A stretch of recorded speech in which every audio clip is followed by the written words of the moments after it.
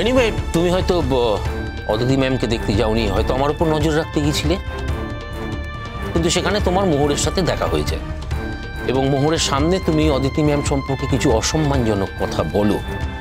এটা মোহরের ভালো লাগেনি এবং মোহর প্রতিবাদ করে এবং তোমাকেও কিছু কথা শোনায়। মোহর সেই জন্যে শঙ্খ তুমি যে ক্লাসে থাকবে সেই ক্লাসও করবে না, ইভেন তুমি যদি থাকো তাহলে সেই পুরো ক্লাসও বয়কট করবে বলেছে। এবার বলো তুমি কি সলিউশন? স্যার, ডক্টর অদিতি রায়চৌধুরীর সম্পর্কে কেউ ইল কমেন্ট করলে হেন্সপোর্ট আমি এইভাবেই প্রতিবাদ করব।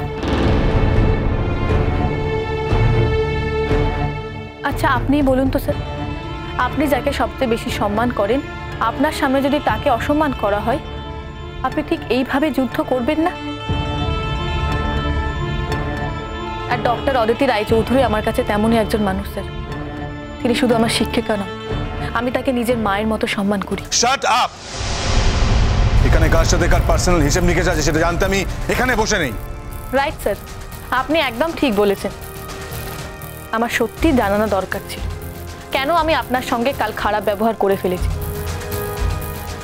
এইটা আমার ব্যাখ্যা দেওয়ার খুব প্রয়োজন ছিল স্যার। তোমার সাহস অত্যন্ত। তুমি যেমন বাচাল তেমনি অসভ্য একটি মেয়ে। সরি স্যার, যা সত্যি আমি তাই বলেছি। উনি সত্যের পরাকাষ্ঠা। উনি যা বলেন সব সত্যি কথা বলেন, সত্যির বাইরে কিচ্ছু বলেন না। কিন্তু কিন্তু ওনার নিজের জীবনটাই সম্পূর্ণ মিথ্যে দিয়ে ভরা। সরি স্যার, আপনি আমার জীবন সম্পর্কে কতটুকুই বা জানেন যে আমার জীবন সম্পর্কে এত বড় একটা কমেন্ট করে দিলেন? জানি জানি, সব জানি। যে মেয়ে নিজের বিয়ের আসর থেকে পালিয়ে গিয়ে নিজের মা বাবাকে সত্যি কথা বলতে পারে না, সে আবার সত্যিবাদী। থামো তো। স্যার, আপনি কিছু না জেনে আমার পার্সোনাল স্পেসে ঢুকে পড়ছেন।